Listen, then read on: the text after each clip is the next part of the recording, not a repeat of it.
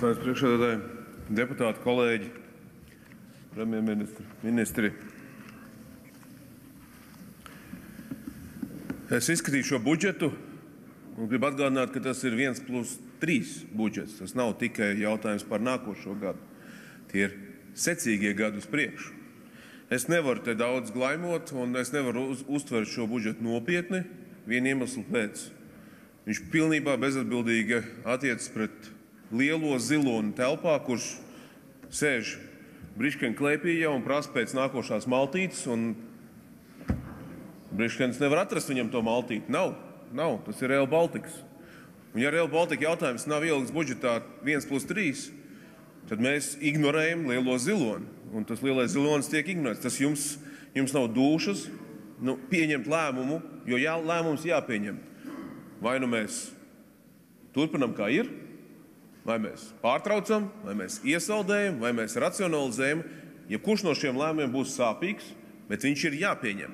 Novilcinot to katru dienu, tie ir izdevumi, tie ir zaudējumi, un tie ir automātiski riski uz jūsu pleciem, jo riski iestāsies. Un riskojumi iestājoties tiem simtiem miljonu naudas summa daudzkārt lielāka nekā tie lēmumi, kas jāpieņem šobrīd budžetā. Bet es vienkāršot šo budžetu varu pateikt sekojoši, ka tas ir, jūs pieliekat 10 eiro klāt mazāk nodrošinātai sabiedrības daļai, viņi par to priecājas, bet vienlaicīgi ap stūri veikalā, pārtiks veikalā, transportā jūs atņemat viņiem 20 eiro. To mēs, kā saka, jūs dēvējat to par drošības un konkurētspējas celšanas budžetu. Nav tur nodokļu reformas un nav tur vienkārši korekcijas notikušas. Ja. Bet es man ieteikums premjerministrei finanšu ministriju izveidot par lielmājas superministriju, kur superministrijā mēs varētu integrēt mazmājas mazministrijas. Tādas kā, piemēram, satiksmes ministrija, ekonomikas ministrija, KEM. Viss būtu darīts. Mēs ietaupītu naudu, samazinātu birokrātiju, mēs arī samazinātu liekas darbības, jo, kā redzams, finanšu ministrijas superministrija jau pārņēmusi ir visu šo nozaru ministriju kompetenci un politikas veidošanu. Kaut vai piemērs. Šonedēļ Tautsaimniecības komisijā mēs skatījām jautājumu par, kā jūs nekur nesakat un slēpjat, nodokļu palielināšanu. Nodokļu palielināšanu transportā, tātad transporta līdzekļu eksploatācijas katru gadu nodoklī, uzņēmumu transporta nodoklī jūs palielināt brutāli par 10%. Un jūs to izdarat pilnībā ignorējot to, ko saka satiksmes ministrija vai ko saka klimata enerģētikas ministrija, kas atbild par klimatu. Jūs vienkārši uzliekat brutāli 10% virsū, jo pakaukulējāt, tik jums pietrūkst, lai nosaktu tās vajadzības un nosacītu to par indeksāciju. Kāpēc indeksācija tika apaļ 10%? Un kur tad paliek mūsu klimata mērķi, kas klauvē jau te pat aiz durvīm, kur mums ir vēl lielāks problēmas nekā Rail Baltica stāstā? Ja? Jūs taču atbildīgi pieņemat lēmumu par to, ka mums ir klimata mērķi jāpild. Tur tikai palicis tik maz. Un transports, jūs esat uzlikuši uz transportu kā to lielāko izpildītāju. Bet tagad, kad jūs pieņemat nodokļu izmaiņas, celšanu, jūs vienkārši brutāli uzliekat 10%. Arī elektromašīnām, arī hibrīdiem, arī plug-in hibrīdiem, kā piemērs, visiem pēc kārtas. Bet jūs taču tāpat mirklī, es te citēšu, 19. gadā pašu rakstītā klimata stratēģijas dokumentā raksta sekojoši. Nodokļu sistēmas zaļināšana, pielāgojot visu nodokļu sistēmu tā, lai gan iedzīvotājiem, gan komersantiem būtu skaidra valsts kopējā ilgtermiņa virzība, lai ar nodokļu politiku netiktu doti pretrunīgi signāli, kā arī ikvienam radītu ekonomiskus stimulus izvēlēties videi draudzīgākus paradumus un tehnoloģijas. Kur tad šis paliek? Satiksmes ministrija to teica, ka viņi jau nav klausījušies. To pašu mums teica klimata enerģētikas ministrija, teica, ka nav klausījušies viņos. Jūs rulējat tam vienkārši pāri. Un jūs kaut kā konsultanti ir pasteigušies un izskatās, ka jums ir teikts, ka vēlēšanas jau ir nākošais gads. Es jums pateikšu, viņas ir pēc gada, jo jūs sakat, ka pensionāriem neapliekamais minimums palielinās. Protams, ka jūs to nepasakat, ka to darat uz nākotnes pensionāru rēķini, ja? Atņemot iespēju viņiem gūt pensiju. Mazākiem atalgojumiem samazināt slogu, tātad neapliekumu minimumu. bet mēs aizmirstam to, ka lielās algas jau ir tās, kas budžetā ienes nodokļu naudu. Un tēriņus mēs nepārskatām. Tad tēriņi netiek pārskatīti, ierēģi, es domāju, ar to ierēģiņu skaits un atalgojums netiek pārskatīts. Tātad jūs vienkārši pasakat viņiem mazāk pilspavus lietosiet. Bet mēs izliekamies šī budžetā, ka Rail Baltica, kas ar miljardu projekts, neeksistē. Vienkārši viņi nav. Un mēs aizņemamies līdz lūpai. Mēs aizņemamies līdz maksimumam, un jūs pats arī tikko teicāt, ka 50% jau ir tas kritērijs, kur mēs tūlītās sasniegsim. Tātad šis ir pēdējais ballītes budžets, un jūs atņemat iespēju, svarīgu iespēju, jo es minēšu, jūs aizņematies naudu, lai sektu valdības vajadzības. Jūs neaizņematies naudu, lai ieguldītu ekonomikā un audzētu ekonomiku, no kurienes tad būtu tie lielākie nodokļi nāktu. Jūs šo iespēju atņemat nākošām valdībām investēt pareizā ekonomikā, eksportā, lai radītu šos nodokļus. Un notiek problēma pie tā, ka mēs nonākam jau pārāk tuvu Maastrichtas kritērijiem. Un mums neatliek rūme, mums atliek tikai nedaudz šobrīd ekonomikai noslīdēt lejā, un šis procents nonāks automātiski jau nepatīkamā koridorā. Jo šis budžets arī ļoti skaļi kliedz par to, kad ir cerība un pārliecība, ka ekonomika noturēsies un ka uzņēmēji sametīsies nodokļu maksātāju naudu.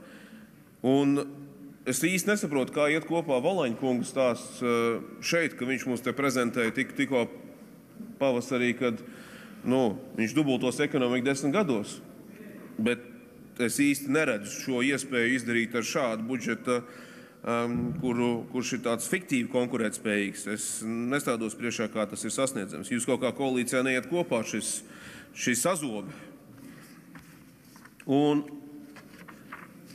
man ir žēl skatīties, ka Briškana kungs dzīvo savu dzīvi, sēž uz savas vientuļās salas ar to lielo ziloni klēpī, kuram ir pateikts, lūdzu, uzjāj tajā stikla kalnā, aizej tur, nezinu kur, atnes mums lūdzu fiskāli neitrālu ziloni, Rail Baltica ziloni. Bet viņš nevar būt fiskāli neitrāls. Vienalga, kuru virzienu jūs izvēlēsieties, tas būs fiskāli ietekmējoši. Un jūs esat atstājuši viņu vienu. Es nezinu, jums, Briškana kungs, jūsos neklausās, vai progresīvi jums ir koalīcijā nav vairs nekāda teikšana, kad jūs esat atstāti vieni paši. Jūs pat nenākat šeit diskutēt un pateikt patiesību, ka tas, kas ir atnests budžetā, 15%, 85% Eiropa maksā, 5% piešķirts klāt, ir nereāli. Un tie ir meli, un ar to nav iespējams realizēt neko. Pat nevarat realizēt apturēšanu, pat nevarat realizēt iesaldēšanu. Jūs nevarat arī realizēt tos plānus, kas ir racionāli būtu jāvirzās uz priekšu kaut kā. Jūs atnākat, pasakat. Jūs savukārt jūs klusējat, un jūs vienkārši mīda pāri.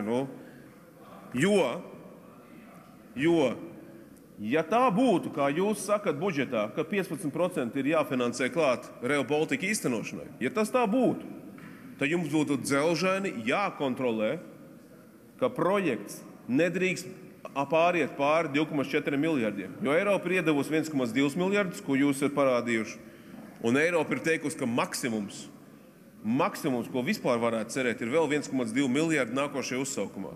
Un tad ir kopā 2,4 miljardi.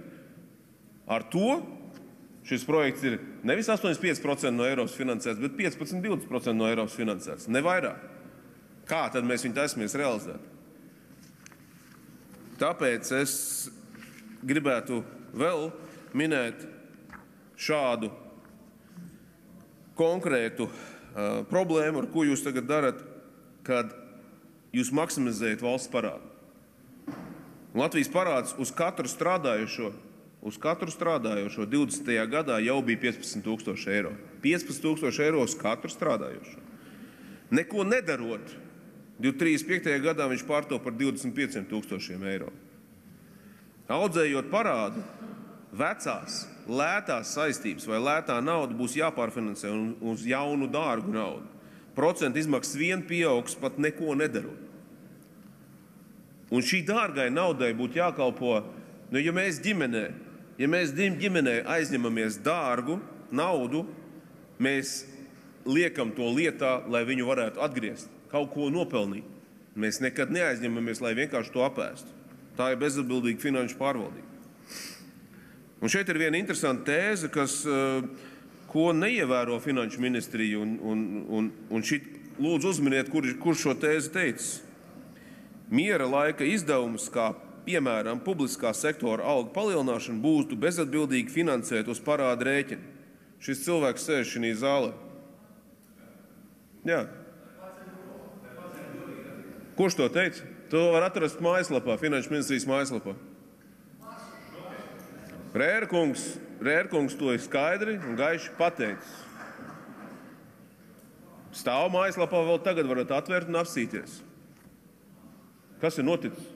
Kāpēc jūsos neklausās, Rērkungs? Jūs ļoti pareizs vārds teicāt. Ļoti pareizs vārds. Un blakus tam tur bija minēta sekojoša lieta, ko jūs teicāt. Ticība tam, ka IKP pieaugums pārspēs parādu pieaugumu, ka procentu maksājumi būs zemi arī turpmāk, ka uz parāda rēķina veiktie ieguldījumi būs tik produktīvi, kā ar uzviju kompensēs papildus parādu. Nedrīkst būt pamatā atbildīgai rīcībai ar valsts finansēm. Tie bija jūsu vārdi. Es nespēju pieņemt, ka budžets ignorē veselo saprātu. Stiprinot šādu budžetu, jūs ar garantiju paziņojat, ka Rail Baltica nerealizēsiet. Mērķiecīgi piepildīsies riski, un valstī būs jāatmaksā minimums, kas jau ir aprēķināti informatīvā ziņojumā, 316 miljoni eiro. Zaudēt iespēju arī nākamajiem Eiropas Savienības finansējumiem, atbildību pret kaimiņiem un līgumu neizpildu pret Eiropas Savienību. Un zaudēta mūsu Latvijas seja iemīcīt dubļos, tāpēc, ka tā ir arī reputācija.